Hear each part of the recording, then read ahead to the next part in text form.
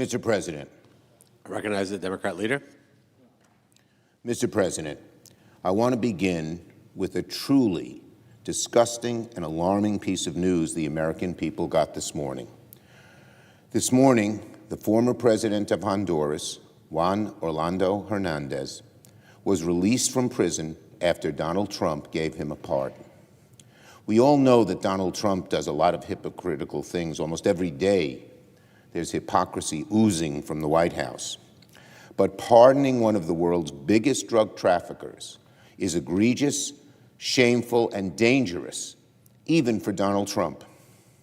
It would be bad enough on its own for Donald Trump to pardon this horrible drug trafficker. But for him to pardon this drug lord while putting a quarter of our military in the Caribbean, right nearby Honduras, to fight drug trafficking makes an utter mockery of Donald Trump's supposed desire to root out all drug trafficking. Let's be clear of the facts. The person Donald Trump just pardoned was convicted of helping move 400 tons of cocaine to the United States. All the while, Trump blows up alleged drug boats to prevent drugs from getting to America and risks leapfrogging the U.S. into a war with Venezuela. You can't have it both ways, Mr. President. You can't talk a big game about hunting down drug traffickers and getting drugs off our streets and then turn around and free a dangerous, convicted drug lord. That sends a message to other criminals. Suck up to Trump, and you'll get a pardon no matter how many boatloads of drugs you pump into our streets. Even one Trump advisor admitted that, quote, how we justify this is really hard. Trump's pardon reeks of hypocrisy. It reeks of corruption, which is the MO of the Trump administration. The failure of the leadership at the Department of Defense is also a national embarrassment. The mess Secretary Hegseth creates regularly shows the consequences of picking an inexperienced Fox News host to lead a massively complex life-or-death federal agency. Donald Trump is learning it the hard way. If you pick a Fox News cable host to lead the largest, most complicated federal agency of all, you get burnt. And Hegseth is just way beyond what anyone would imagine in how bad he is at that department. In the past few days, more questions have arisen about Hegseth's order to attack alleged drug trafficking vessels off the coast of Venezuela. It is possible those strikes, which may have included verbal orders from the Secretary of Defense to, quote, kill everybody on those boats, violated the law. But this is the problem. The American people still don't know exactly what happened because Pete Hegseth refuses to tell the truth. Months ago, right after the strikes, Hegseth went on Fox News and bragged. He was present at every moment of the operation. He said on Fox News that he, quote, watched it live. He said the same to us in person. But then last night he tweeted that his admiral was actually the one who made all the combat decisions. This is so spineless. Pete Hegseth won't hesitate for a moment to talk a big game and take credit if he thinks it makes him look good. But the minute trouble arises, suddenly Hegseth says someone else was making the decision. Now let's be very clear about something. There's a very easy way for the American people to get the truth. Pete Hegseth should release the full tapes of the September 2nd attack, both the first and second strike. Not a clip, not some edited or redacted snippet. The full unedited tapes of each strike must be released so the American people can see what happened with their own eyes. Now, Pete Hegseth says he did nothing wrong, so prove it. If it's true, he should have nothing to fear from the truth. But if he refuses to release the tapes, if he stonewalls, if he keeps hiding the facts, then the question becomes unavoidable. What is Pete Hegseth hiding? What does Pete Hegseth not want the American people to see? Is it that his story doesn't add up? We don't know. because Pete Hegseth is right now hiding the truth. And sadly, that has become a theme with this administration. When facts are inconvenienced, they cover up. So Secretary Hegseth, release the tapes. I also want to commend my Senate colleagues, including the chairman and ranking member of the Armed Services Committee, Senators Wicker and Reed, for working together in good faith in a bipartisan way to conduct oversight of these boat strikes. I support those efforts wholeheartedly. One of the first things we need is a classified briefing from the DoD, the Department of Defense, about exactly what happened during these operations. And let me be clear, Secretary Hegseth must be part of those briefings. We need documentation, and we need the tapes, but we should go one step further. Secretary Hegseth should testify publicly before the committee under oath so that the American people can hear the facts. The truth should not be kept behind closed doors. The fresh air of public scrutiny should be let in. The public has a right to know. That's why Pete Hegseth must testify publicly, and most importantly, why he must release the full tape of the attacks. On health care, let me start with a shockingly candid quote from a senior House Republican on their plan to fix health care. This senior House Republican, when it came to health care, said about the Republicans in the House, "We're nowhere on health care." That's what a senior House Republican said. It's a grim thing to say, but it's the truth. There's never been a clearer divide on what Democrats want on health care and what Republicans want on health care. Democrats want to lower health care costs for families. We want to make health care cheaper, more effective, more accessible. We're united on that issue, from one end of the party to the other.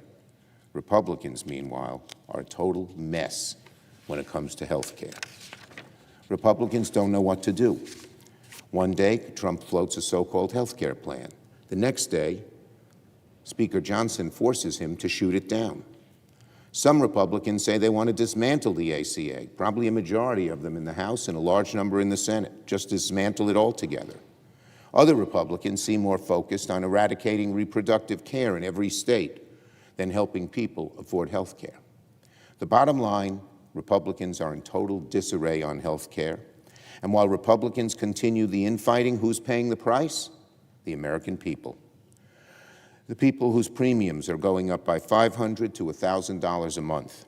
The people know that these people know that Trump and Republicans are to blame. America, we all know, is in a health care crisis, and Republicans are only adding fuel to the fire. Democrats have been clear from the start. The first step to solve this crisis is extending the ACA tax credits. Democrats are ready to do so. We're united, and we're committed to lowering the cost of health care. Republicans, however, by their own admission, are nowhere on health care, and that's a disastrous message to send to the American people who are suffering from skyrocketing health care costs. I yield the floor. Note the absence of a quorum. The clerk will call the roll. Ms. Alsterbrooks.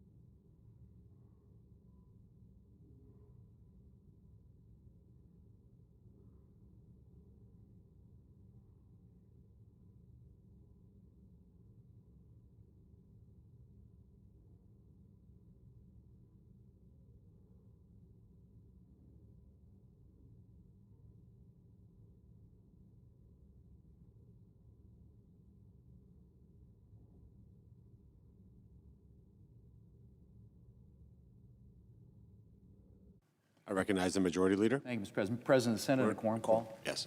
Mr. President, I ask unanimous consent the quorum call be suspended. Without objection. Mr. President, the Democrat leader was just talking about health care And obviously, there's been a lot of conversation around that here these past few weeks and months. In fact, the Democrats shut down the government for 43 days, the longest shutdown in history, allegedly over health care, although I think we all know that it was Trump derangement syndrome more than anything else that led to the government shutdown. But I would just say, because sometimes you have to kind of take a walk down memory lane to remind people that facts are stubborn things. And facts are stubborn things. The Democrat leader implied that Republicans are not interested in lowering health care costs and that somehow they are. The contrary is actually the truth. If you look at what has happened since the Obamacare exchanges went live over 10 years ago, healthcare premiums on the exchanges have gone up on average 221%. 221% increase, Mr. President, in healthcare premiums in the individual marketplace on the Obamacare exchanges. Now, you might ask, why is that? There are a lot of reasons behind it.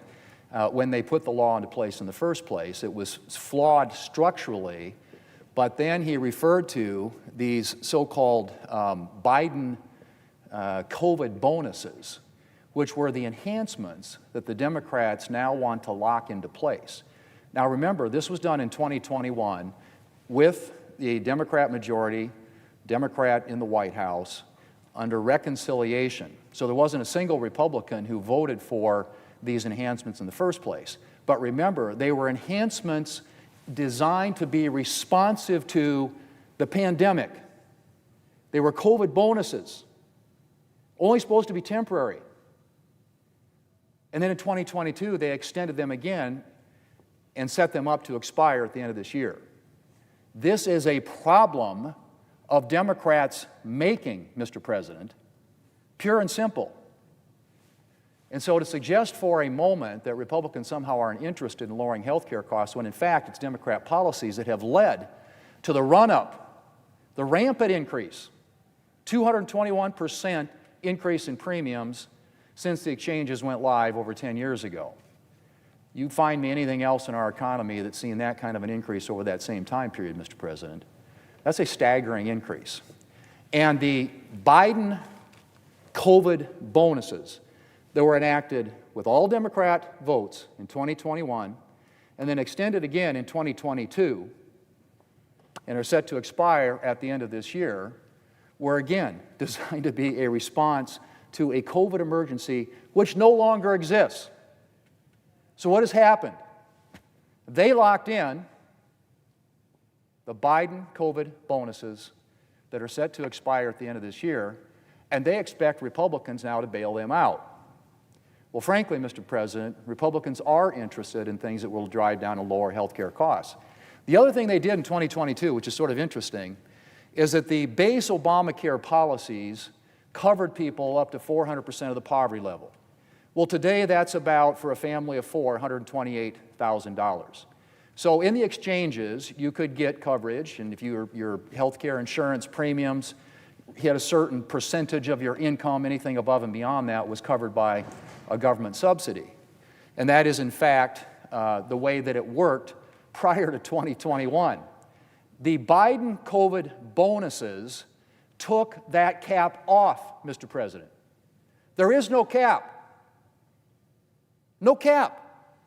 And so now you have people making $500,000, $600,000 a year who are getting subsidies from the federal government to buy insurance.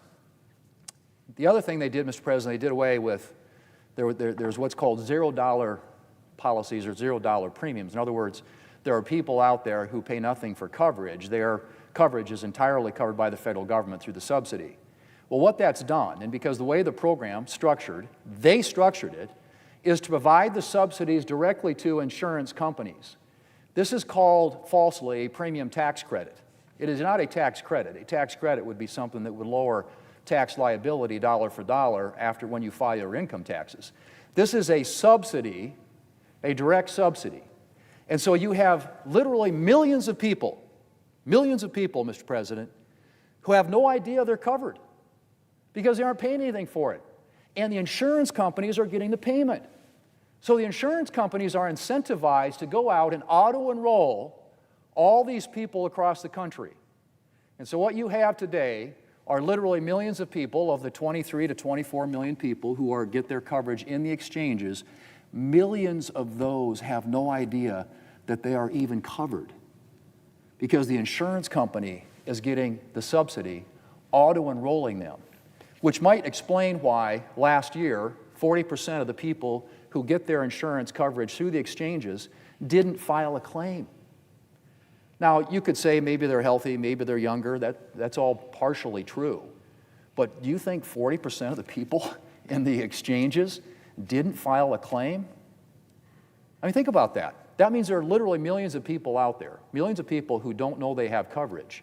And the insurance companies are getting the payments and making bank at the expense of everybody else in this country. And those who are paying premiums, seeing those premiums go up, as I said, 221% since these exchanges went live 10 years ago. So, Mr. President, this is not something the Republicans, they blame the Republicans for the health care crisis. The health care crisis was created by Democrats with all Democrat votes in 2021 and then again in 2022, setting them up to expire at the end of this year. And with no income limits and $0 premiums and the subsidies going directly to the insurance companies instead of into the pockets of the American people. Now, there is a way better way to do this, but it's going to take cooperation from both sides to do that.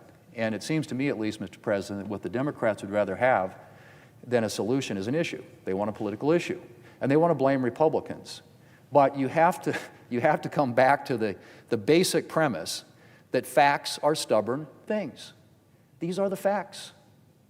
2021, these Biden COVID bonuses went into effect, lifted the cap. So no longer there's no cap. So you can get unlimited amounts of income and still get coverage in the exchanges. $0 premiums. So some people are paying nothing. They're paying nothing for their health insurance premiums. And insurance companies who are incentivized to auto-enroll those very people, in many cases, those people have no idea they're covered. That is a pretty amazing contraption, if you will, and some would argue scam on behalf of the insurance companies in this country, but certainly to the detriment of the American people who do need more affordable coverage. They need to be able to afford health care along with the other things that they buy on a daily basis. And people need access to health care in this country, Mr. President, and they need affordability when it comes to health care in this country. And so I would say, Mr. President, that there is a path forward here. It can't happen unless there are significant reforms. Because you can't have people who are making unlimited amounts of money being able to qualify for government subsidies in these exchanges. Nor should you have, in my view, people who pay absolutely nothing, not $1 for coverage, getting coverage, and insurance companies being incentivized because they get a subsidy for doing it to cover these very people who don't even know they're covered. That is a really, really bizarre business model. I mean, you couldn't make this stuff up. And now Democrats are saying, oh, we created this, but it's your problem. Please, please fix it. Or if you don't do something that will extend this program that has costs, premiums that continue to go up like this for the American people, we will use it against you in a political campaign as a political issue. That is the state of play right now, Mr. President, which is why we need a solution, and a solution that brings us back to where the American people have options, where there are some sort of income limits, where there are people at least paying something for their coverage, where the insurance companies aren't being enriched at the expense of the American people, where the American people have choices and options to get the plan that they want that works for them and for their families. That's a business model that works. Competition, optionality, market forces, driving down prices, giving the American people more choices to buy the insurance they want at a price that they can afford. That, Mr. President, is a business model. The business model that we're operating under today was created by the Democrats, and now there's some expectation that somehow the Republicans are supposed to come here and fix the problem that they created. So, Mr. President, let me get back to my remarks here and start by saying that last month, the incoming mayor of New York City, who's a leading voice in today's Democratic Party, promised New Yorkers, and I quote, "We will prove that there is no problem too large for government to solve and no concern too small for it to care about." No problem too large, no concern too small for government to get involved. That was the quote, Mr. President. Mr. President, that's a dangerous way of thinking. It's a license for government growing unbounded. And it's a recipe for expanded bureaucracy and greater frustration for Americans who are just trying to live their lives. But growing government is the driving philosophy of the Democratic Party. And you can just look at the Biden years. We had the federal government mandating masks for 2-year-olds outside, not in a building, outside, for 2-year-olds. The EPA regulating puddles and saddling farmers and ranchers with massive compliance costs, something that we experienced in my state of South Dakota. Electric vehicle mandates. If they'd had their way, by next year, Mr. President, 35% of the vehicles on the highway would be EVs. 35%. You know what that number is today? It's about 10, 11, maybe 12. There's no way. No way that could have been complied with. And a reckless tax and spending spree that caused a years-long inflation crisis. Inflation got up the double-digit range, Mr. President, something we haven't seen in several decades. Mr. President, Republicans have spent the last year cleaning up from the consequences of Democrats' big government philosophy. President Trump has repealed a number of burdensome regulations and rules. And here in Congress, we've used the Congressional Review Act to repeal rules, regulations, and mandates that were creeping into seemingly every facet of Americans' lives. That includes 4 separate rules on appliances. That's right. Last year, appliances became the latest focus of Democrats' radical environmental agenda. One rule applied expensive, unnecessary new standards to commercial fridges and freezers, the kind used in restaurants and grocery stores. The Energy Department estimated that it would take 90 years for a business to see savings from these more expensive appliances.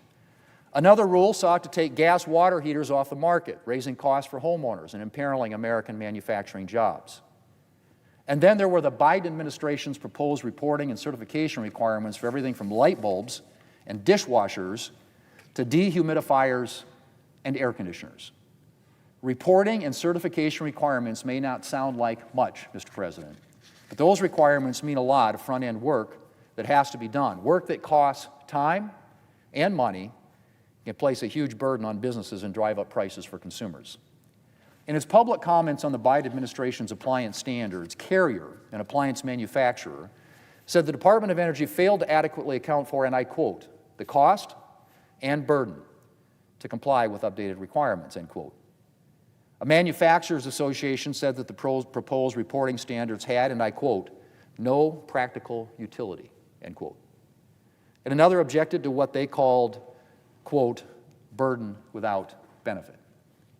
Mr. President, thanks to Republicans' efforts, hardworking Americans and small businesses have been spared these costly regulations. We've also been able to dismantle Democrats' regulatory assault on Americans' cars. President Trump repealed the Biden administration's electric vehicle mandate. And here in Congress, we approved legislation to repeal waivers that would have allowed California to impose a de facto electric vehicle mandate on the whole country. We also passed a CRA resolution repealing the Biden rubber tire manufacturing rule, a gross example of unnecessary regulation. The Biden administration proposed new emission standards for tire manufacturers, an industry that's already subject to strict emissions rules. And the Biden rule, while it would have reduced the emission of certain pollutants, would have actually increased emissions of carbon dioxide and methane. That's right, Mr. President, you can't make that up. It would have increased emissions of carbon dioxide and methane. And it would have cost tire manufacturers $13 million per year and possibly more than that. Mr. President, unfortunately, these are not the only examples of the overreach of the Biden administration's Green New Deal-style regulations. No, the Biden administration also went after energy production, heaping additional costs and restrictions on energy producers that would have driven energy costs higher and higher. Earlier this year, Republicans repealed the Biden administration's marine archaeology rule.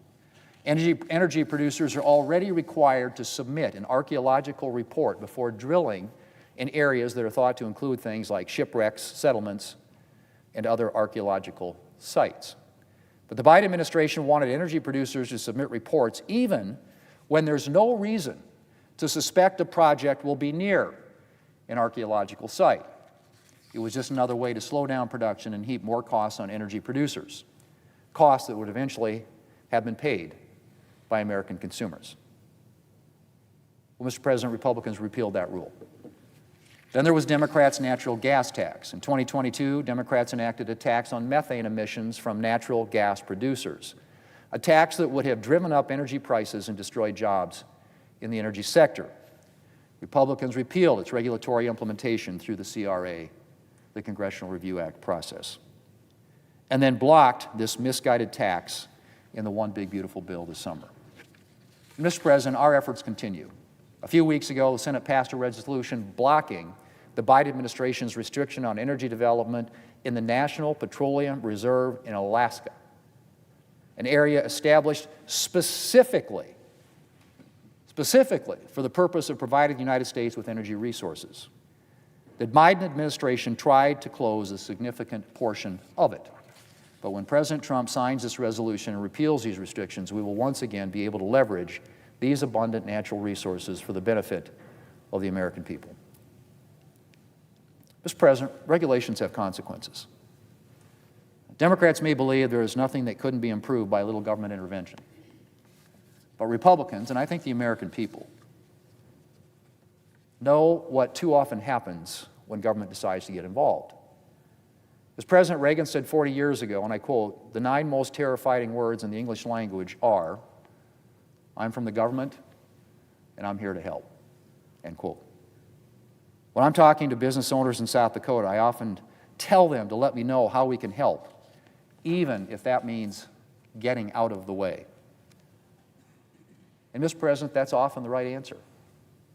While some regulations are necessary, too often regulations do more harm than good.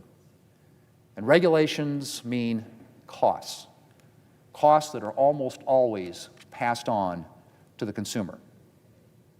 Republicans are continuing our efforts to get government out of the way and to bring down costs for the American people. Mr. President, I yield the floor.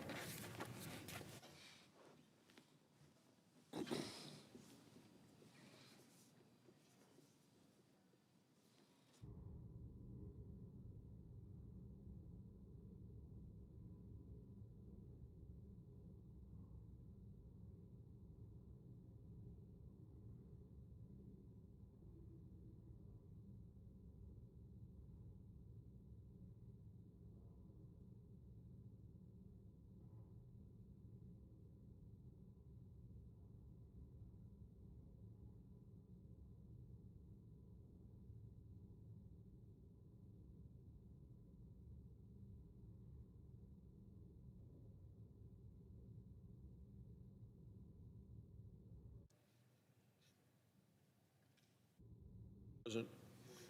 I recognize the Majority Whip. Thank you, Mr. President. Mr. President, each year I look forward to spending Thanksgiving with Wyoming men and women in uniform who are serving overseas. I had the privilege of doing it again this year. This Thanksgiving, I was with Wyoming airmen at Ramstein Air Force Base, which is in Germany. These young men and women came from Casper, Cheyenne, Riverton, serving our nation. They're doing an outstanding job in their work in supporting the missions in Europe, in Asia, and in the Middle East. They're a long way from home, 8 time zones away from Wyoming, away from family, away from friends, away for the holidays. And I go every year, wherever I can find Wyoming troops, to thank them for their service, to thank them for their commitment, to thank them for what they do to keep us safe and to keep us free, and the sacrifices that they're making. And I also want them to know that the people at home are thinking about them and know that they're a long way from home and caring for all of us. To me, they're heroes. They wear the uniform not for their safety, but for ours. And we see it abroad, and we also see it at home. What we've seen at home is since August, National Guard troops have been deployed right here in Washington, D.C. As a result, Washington, D.C. is safer for residents and for visitors, for people who come from your state and from mine, who want to come and see the nation's capital. What we've seen since this has begun is the number of murders, rapes, and robberies has fallen dramatically. Tragically, just one day before Thanksgiving, 2 members of the National Guard were targeted. It was an ambush attack, and it happened just blocks away from the White House. It was an act of terrorism. The act was not only on our National Guardsmen, it was on our entire nation. One of the service members, Sarah Beckstrom, well, she was an Army specialist from West Virginia. She died on Thanksgiving Day. She was only 20 years old. The other is Andrew Wolf. He's a staff sergeant in the Air Force, also from West Virginia, 24 years old. He remains hospitalized in critical condition, fighting for his life. And we join all Americans in praying for them and their families. The terrorist who attacked them was an Afghan national. He's one of tens of thousands of Afghans who were flown into our country following Joe Biden's disastrous withdrawal from Afghanistan. We now know for a fact that thousands of these individuals were not properly vetted. I specifically questioned Joe Biden's Secretary of State, Anthony Blinken, here in the Senate about this, and I questioned him under oath. And under oath, he testified, Joe Biden's Secretary of State, that, quote, most of them were not vetted. Didn't matter to Joe Biden, he waved them all into our country. Republicans warned repeatedly that bringing people without proper clearance from a war-torn country was a major national security risk. The negligent Biden administration ignored the warning. In 2021, 13 American heroes were killed in the botched withdrawal from Kabul, Afghanistan. One of them was Wyoming's own Riley McCullum. He embodied the best of Wyoming. He was a Marine. He joined the Marines on his 18th birthday. I spoke at his funeral. He was Wyoming's wrestling champion. He was about to become a father. He was just 20 years old when he died. He was the same age as Sarah Beckstrom from West Virginia. The fallout from Joe Biden's disastrous decision hurt Americans then, and it continues to hurt Americans today. President Trump and Republicans are working to reverse these failures. The president is strengthening law enforcement. He's deporting criminals who are here in our country illegally, and he's taking a hard look at anyone who has been improperly vetted. His actions will make America safer and more secure. Joe Biden's disgraceful withdrawal was not an isolated failure. It was part of a pattern of dangerous, destructive, and deadly policies. More than 10 million illegal immigrants entered our country under Joe Biden and the Democrats. Millions more are known gotaways. They are individuals who were seen by the Border Patrol but never charged, never stopped, never questioned. How many more terrorists slipped into our country because Democrats threw open the borders? Where are they now? What are they up to?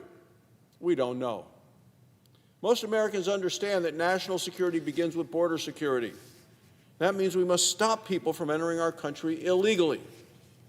It means we must ensure dangerous individuals do not enter our country even through legal means. And it certainly means we must remove dangerous criminals who are in the country today. As the Trump administration recently warned, mass migration poses an existential threat to Western civilizations. So what do the Democrats think? Well, on Sunday on Face the Nation, CBS asked the junior senator from Virginia if the vetting process should be strengthened after the shooting. Now, that's exactly what President Trump is doing.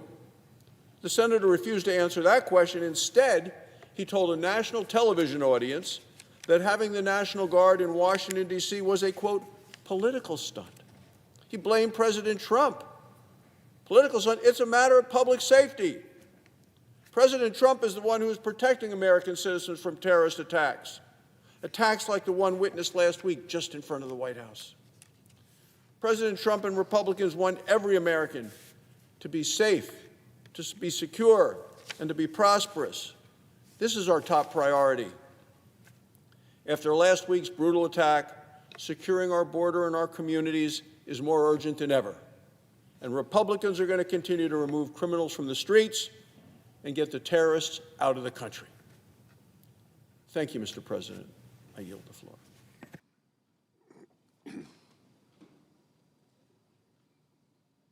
Mr. President. I recognize the Democratic Whip. Mr. President, many of us bring life experiences to the Senate chamber, and it shapes our judgment on critical issues. When I was first married, my wife and I were blessed with a beautiful little baby girl. I was going to law school here in Washington, D.C. And it turns out our little girl had a serious medical problem. The difficulty I faced was the fact that I had no health insurance. I was a law student.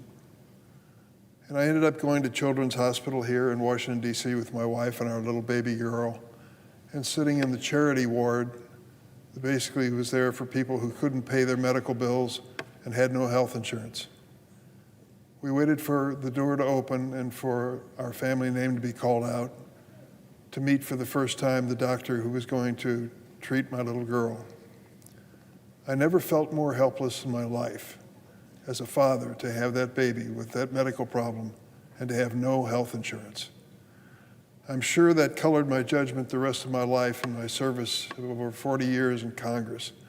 I have always voted to give families a better chance of having health insurance. Having lived without it, I value it so much. It's been a major part of my feelings about health care and about the role of Congress. And so then 15 years ago, when President Obama, my former colleague from Illinois, was President of the United States and set out to achieve something that had never been done in the United States, to dramatically expand the coverage of health insurance to families that otherwise wouldn't qualify law or couldn't afford it. I worked hard to pass that bill. It took us a long time and a lot of effort. I was whip of the Senate Democrats at that point, and I used to go to Harry Reid's office several times a day to talk about the next step in passing the Affordable Care Act. The day finally came, and I won't dwell on the minutia or the details of how we reached it, but we did. Unfortunately, throughout that process, we never had one Republican vote of support, ever. We were fortunate to have 60 Democrats at the right moment politically to pass a bill in the United States Senate. I was sorry that the Republicans didn't join us in this effort. They could have made a better bill out of it, I'm sure of it, if they would have joined us, but they decided not to. And so for the last 15 years, the Affordable Care Act has offered to millions of Americans health insurance coverage, which was unthinkable before it passed. Let me give you a couple examples. There was a time when health insurance plans in the United States before the Affordable Care Act didn't cover mental health issues or addiction issues. You think to yourself, well, those are serious issues. They affect people's health. Why wouldn't they cover it? Because they're expensive, and they didn't want them. But two senators came out on the floor here, one a Democrat, Paul Wellstone of Minnesota, and the other a Republican, Pete Domenici of New Mexico, and pushed to include as a requirement in all health insurance plans that it cover mental illness. I supported that. My family, like most families, has a story to tell when it comes to mental illness, and I viewed it as an issue of health, not an issue of a curse that a person has to try to outlive. So we included it, and thank goodness we did. Not only did mental illness have health insurance coverage, but the addiction problem did as well. Just at the time we entered into the opioid addiction, which swamped the United States and needed this kind of a response in Congress. That was one thing. The second thing, before the Affordable Care Act, if you had any history of any illness, coverage would be excluded for that illness when you got your health insurance plan. So most plans were worthless for people who came into the market looking for health care coverage if they had any history whatsoever. That was eliminated, and I'm glad it was. We also extended health insurance coverage for children of families to age 26. The belief was simple. When your child, your son or your daughter graduates college and starts looking for a job, they may not have luck at the outset and may not have a full-time job when they finally do find employment. And they probably, in those days, had no health insurance offered to them as part-time employees. So we let young people stay under their family health insurance plan until they reach the age of 26. Those are the types of things that have been decried by many Republicans as socialism. Too much government, too much regulation. But it meant that the health insurance market was actually worth something to families who otherwise were excluded from it or found it too expensive. As I said, we passed that major legislation 15 years ago, roughly 15 years ago, at a time when not a single Republican would support it. Now we're back into a period, and I listened closely to the Republican leader this morning, where we're asking, what are we going to do moving forward? Here's the problem. For those people who had limited income, health insurance was beyond their reach. And so we offered a tax break, a tax credit for people to help pay their health insurance premiums. Otherwise, they were too expensive. That health insurance tax credit helped millions of American families afford health insurance, and we moved forward.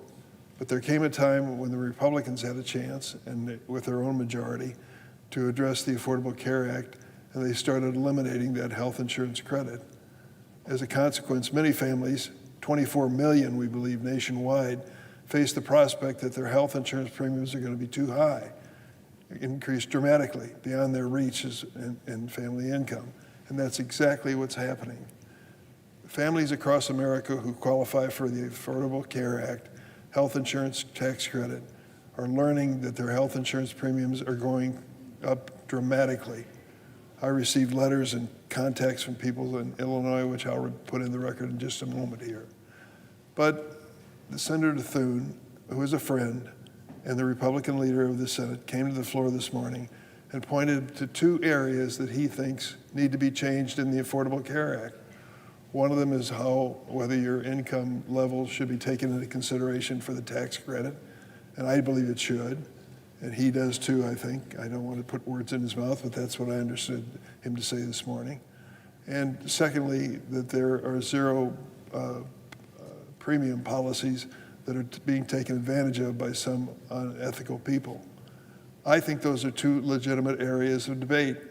I want to offer, as a Democratic senator, my good offices and personal effort to try to fix those two problems if it means we can come together and restore tax credits for families that otherwise cannot afford their health insurance premiums. We're going to have a chance to do it, and it was Senator Thune who created that chance. He said the Democrats could offer a basic bill to improve the system, which I'm sure we will, and I hope that the Republicans may offer amendments to it or may have their own approach that we can debate leading into it. The problem is we have precious little time. It's supposed to be done before December the 12th, and that's only a few days away. And some of these changes are significant. We ought to take a little time to make sure we get them right. So I'm just saying as an offer, and I hope that the American people follow this closely, this Democrat, and I'm sure others as well on my side of the aisle, will sit down with Senator Thune to try to address the problems that he has raised this morning. There are legitimate concerns. We may see them a little differently, but let's discuss it. Let's do something we hardly ever do in the United States Senate anymore. Let's legislate. Let's do it on a bipartisan basis. They don't have 60 votes on their side of the aisle, nor do we. But if we come together, we can muster 60 votes for a good change and say to millions of Americans with health insurance premiums they can't afford, there's a way out of this. Let us extend the Affordable Care Act tax credits with some changes as suggested, but do it for a period of time that is reasonable and gives people peace of mind. If we're concerned about the cost of living and family budgets, for goodness sakes, it starts with health care. Health insurance premiums can be so high that people have no choice. Mr. President, I'd like to address another issue on a different topic. For more than 3 months, Chicago has endured President Trump's Operation Midway Blitz. It is a cruel campaign. It has swept up innocent citizens, legal American residents, and immigrants who pose absolutely no threat to public safety. Remember why the president wanted to send troops and more resources in the Department of Homeland Security into the city of Chicago? Because he was going after the worst of the worst. He was going after terrorists, murderers, rapists, the criminally insane who somehow got into this country, and he was going to make it safer by going after them. What has actually happened? The Trump administration justified their actions by saying that they were going after the worst of the worst, but what happened was just the opposite. Federal agents under President Trump have used excessive force in Chicago while patrolling our streets, including deploying pepper balls and tear gas into crowds, using zip ties to detain women and children, and physically tackling peaceful protesters to the ground. If you think I'm making this up, virtually everything I've just said is verified by video.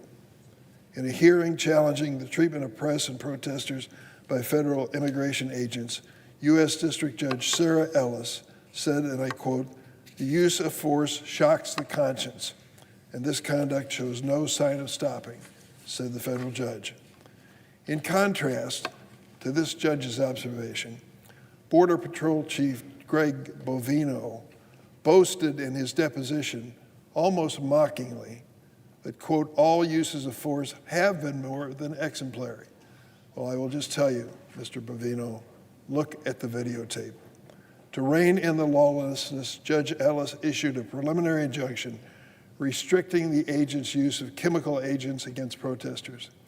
Outside of a Lutheran church in Albany Park, several weeks ago, after an 11 o'clock service broke up at about noon, the parishioners were leaving the church. The ICE agents were waiting on the sidewalk and dropped a tear gas canister in front of the church. The whistles were going off, and eventually ICE agents left. But do you think would-be terrorists were at that Lutheran service?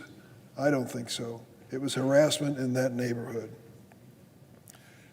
Judge Ellis issued a finding, a 233-page opinion, explaining her ruling and examining specific instances of federal immigration agents' use of excessive force. While the Seventh Circuit Court of Appeals has temporarily paused that injunction, which she issued, while it considers the government's appeal, the court noted that Judge Ellis has, quote, "developed voluminous, robust factual findings of wrongdoing by these agents." And though some courts have acted as a critical guard against President's lawlessness, those rulings don't change the fact that the Trump administration's militarized raids are dangerous political theater meant to spread fear and advance an anti-immigrant agenda. After wreaking havoc in Illinois and now Charlotte, reports indicate the city of New Orleans is Greg Bovino's next target. So I asked my Republican colleagues, what if this Midway Blitz comes to your state, your hometown? What's stopping the president from sowing fear there, conducting lawless raids in your cities? It's up to all of us to denounce this kind of conduct. Just incidentally, they did a survey of the 600 of the people who've been arrested in Chicago on Midway Blitz going after the worst of the worst criminals. What percentage of those 600 do you think actually had any kind of criminal record that was serious? 2%. 16 of them. 16 people out of 600. Millions of dollars being spent to terrorize innocent people and to wreck these communities and their economies. And it turns out the return rate was 2%. 16 would-be criminals who are being brought to justice at the expense of our community. Mr. President, on a separate subject, just a few weeks out, Affordable Care Act's enhanced premium tax credits are set to expire. We have precious little time to act. That means on January 1st of next year, millions of Americans will see their health insurance costs skyrocket and some will have to drop health insurance coverage completely because they just can't afford the premiums. Will they get sick? You bet. Will they go to the hospital? Many will. Will they get treated? Yes. Will they be able to pay their bills with their health insurance premiums? Unfortunately not if they drop coverage. That includes my constituent Jess, a hairstylist in Chicago, who was diagnosed with breast cancer last year. Jess said that if the tax credits go away as they're supposed to on January 1st, she'll be forced to pay more for health care and will have to make, quote, a lifestyle change to pay the difference, potentially working more shifts. She also worries about a lapse in coverage if the price increase forces her to switch plans. Any gap in coverage could jeopardize her life-saving cancer treatment. How would you like to have that hanging over your head? The premiums of your health insurance plan go through the roof, and you need constant coverage because of a diagnosis of breast cancer. No American family should face that. Here's the good news, though. We can make a difference here in the Senate. We can stop Americans like Jess from falling off this looming health care cliff. As part of the bipartisan agreement to end the longest government shutdown in American history, Leader Thune, who was on the floor this morning, gave me his word, and I accept it, that he will hold a vote in this chamber on extending these subsidies to Jess and others who desperately need help. Last week, reports emerged from the White House about plans to release a proposal that would extend these subsidies for 2 years. The president was supposedly supporting that.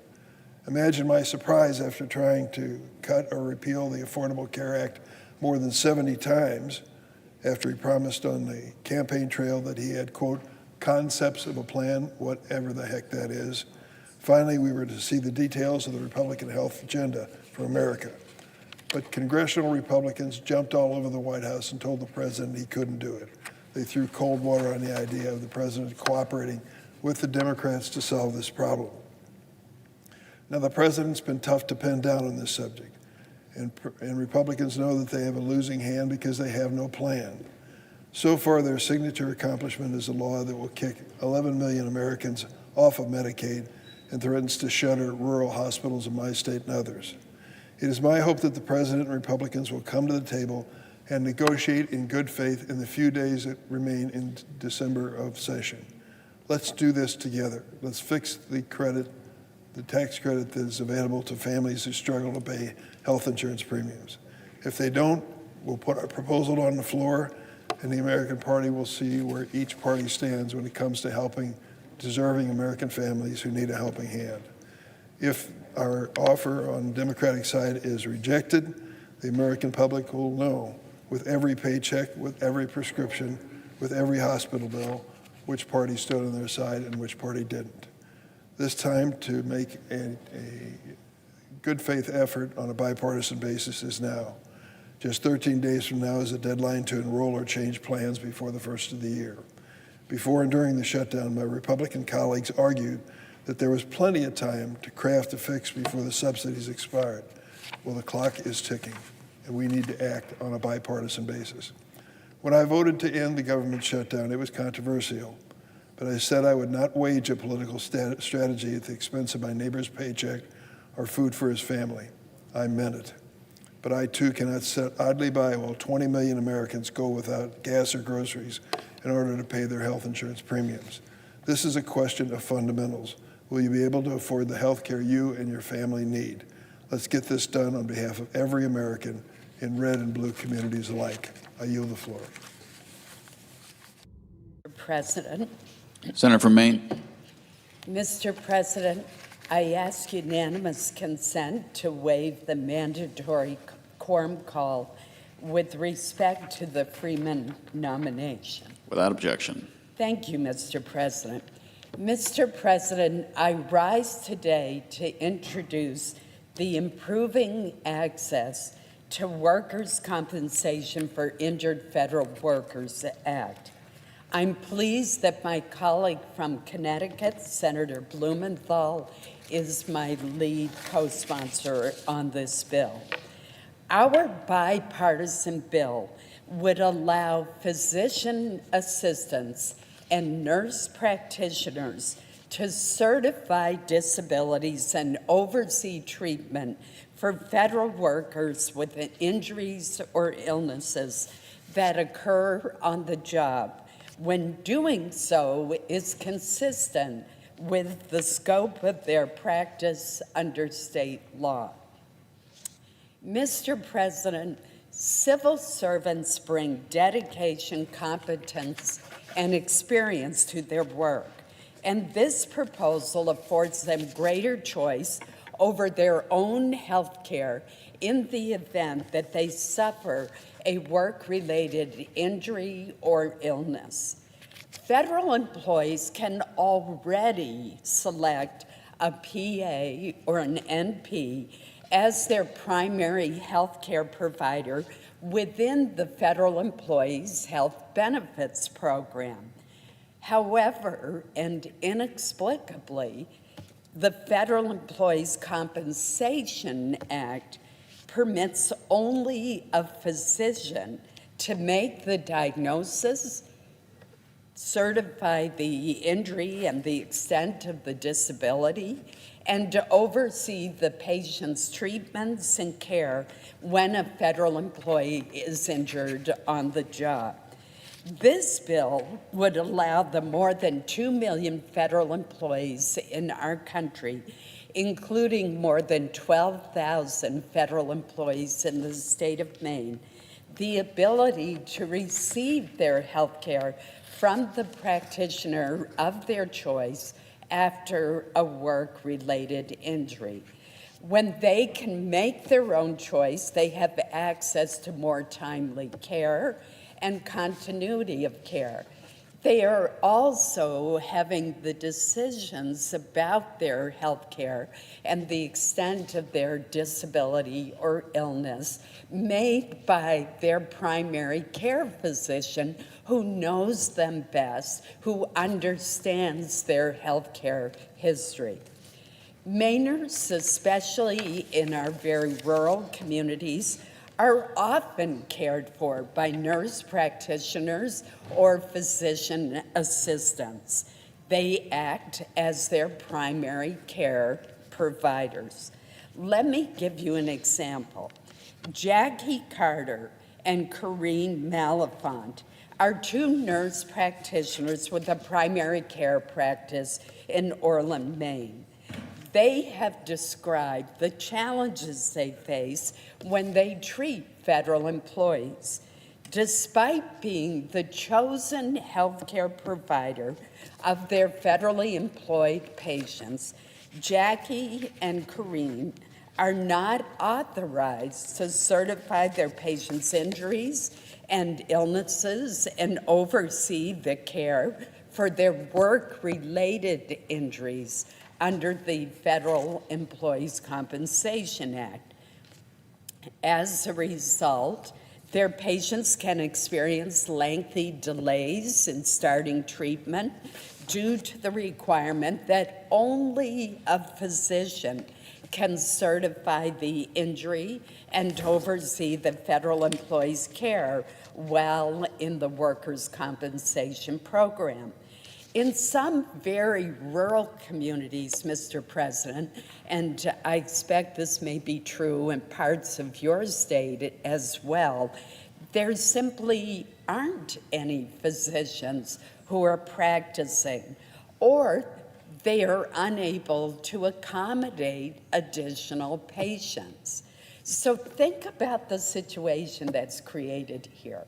A federal employee who has a primary care provider who is a nurse practitioner or a physician assistant is injured on the job. But instead of immediately being able to go to this primary care provider, they have to wait until they can get in to see a physician who may be miles away and unable to see them quickly, a physician who does not know their history, and they can't proceed with getting the federal employees' benefits and health care treatments that they need to get well and return to work. That just makes no sense in rural America today. It is important to emphasize that this bill defers to state law. It would not expand the scope of any practice. Instead, it would simply remove a barrier that prevents dedicated healthcare professionals from practicing as their state permits them to do. NPs and PAs already provide a significant amount of health care to injured federal employees. But within the Federal Employees Compensation Act, while they are not currently authorized to certify injuries and oversee patient treatment, they are authorized to treat injured federal employees and be reimbursed for their services, but only in cases where a physician has first certified the injury and continues to oversee the treatment. That's redundant, it causes delays, and it does not make sense. Federal programs have long recognized the importance of nurse practitioners and physician's assistants, yet the Federal Employees Compensation Act is an outlier in the restrictive nature of the program when it comes to NPs and PAs and their patients. Modernizing the Federal Employees Compensation Act through the reforms contained in this legislation would be consistent with the practices of numerous other federal agencies and programs, including Medicare, the Veterans Administration, the Federal Motor Carrier Safety Administration, the Indian Health Service, and the Social Security Administration. They don't create this additional barrier. In rural communities, NPs and PAs may well be the only provider within a reasonable distance. Delaying the certification of injuries or illnesses for federal workers means delays in their care. And the longer those delays take, the longer before they can get the treatment they need to return to their jobs. I also want to note that this bill would not increase federal spending. The Congressional Budget Office has found that this bill would have an insignificant net effect on direct spending, reasoning that while it may increase access to care for injured federal employees, it would be offset by enabling them to return to work more quickly and to continue to serve the American people. Mr. President, passage of the Improving Access to Workers' Compensation for Injured Federal Workers Act is a winner across the board. It simply makes common sense.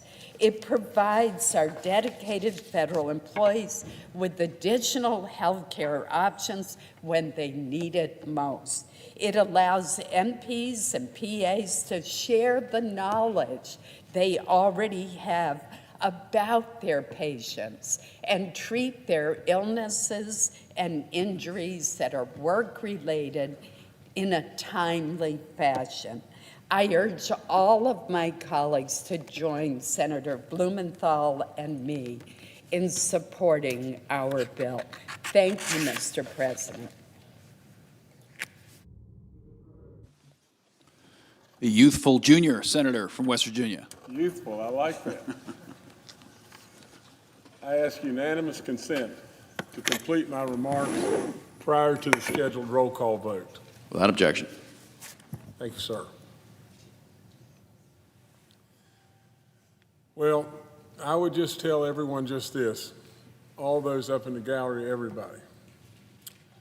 I'm probably going to need your prayers to get through this, because we have had something happen in the small but great state of West Virginia that absolutely is tragic beyond belief.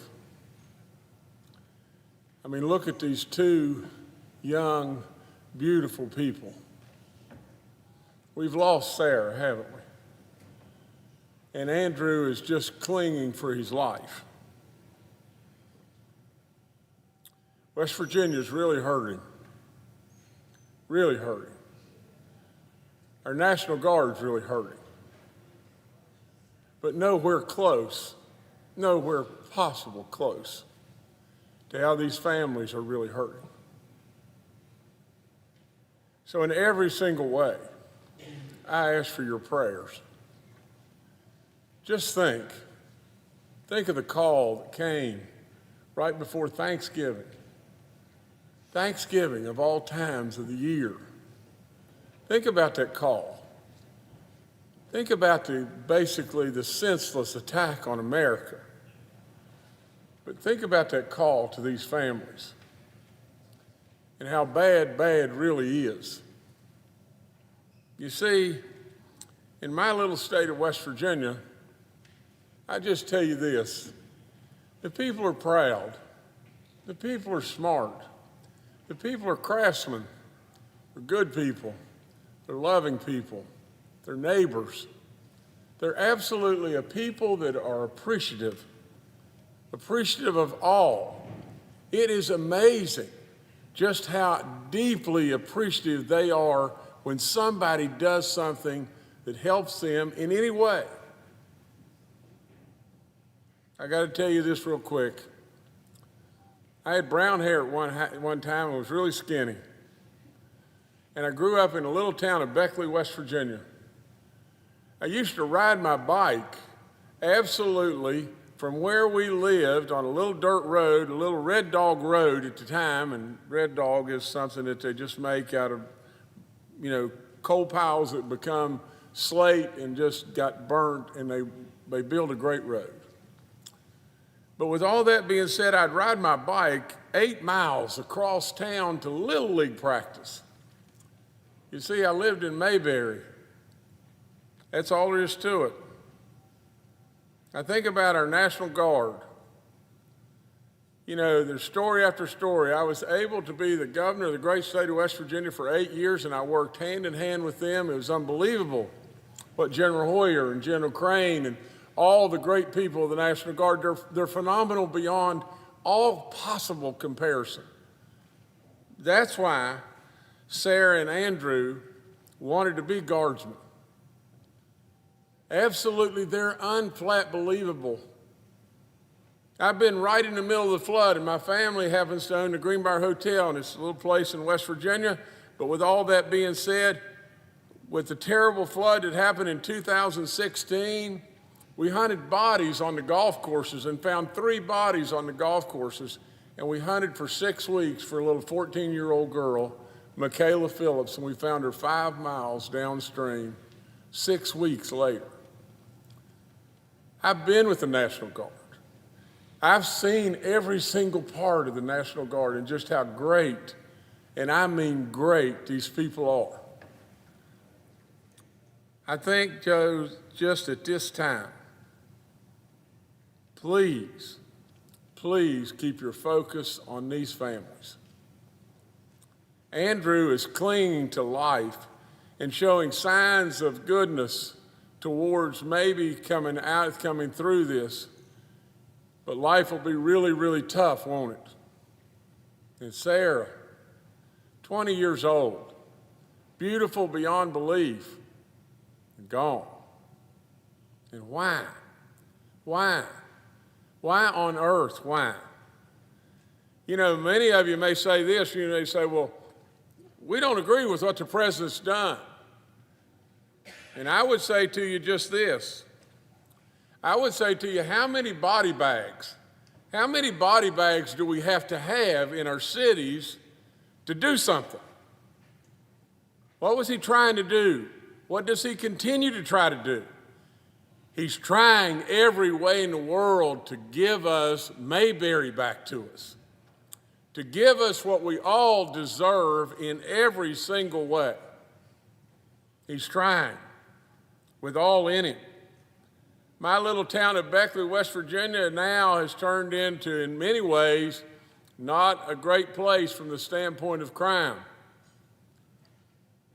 If you ask Jim Justice this, if you said to Jim Justice, well, you know, I tell you what we've got 3 Canadian mounted police that can come to Beckley, West Virginia and can really make a difference. They can really help. Who would turn that down? Who would say, no, we don't want to do that? No, we don't want to do that because that's going to infringe on somebody or whatever it may be. Do you not realize every day that goes by, it gets worse? We got to do something. I would say, if this isn't the answer, then you fix it. Because we want to be Mayberry. We deserve to be Mayberry. Last thing I'd say is just this. America, please listen to me and listen now. What in the world's happened to us? What in the world has happened to us?